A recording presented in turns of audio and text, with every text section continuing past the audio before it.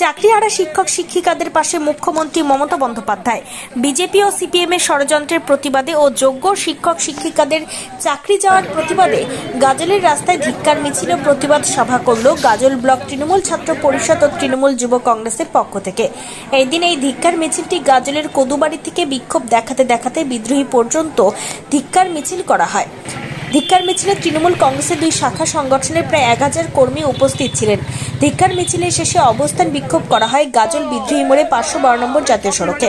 এদিন উপস্থিত ছিলেন মালদা জেলা তৃণমূল ছাত্র পরিষদের জেলা সভাপতি প্রসূন রায়, তৃণমূল যুব কংগ্রেসের কনভেনার মলয় সরকার, প্রাক্তন সভাপতি মানিক প্রসাদ, বিকি সাহা সহ অন্যান্যরা উপস্থিত ছিলেন।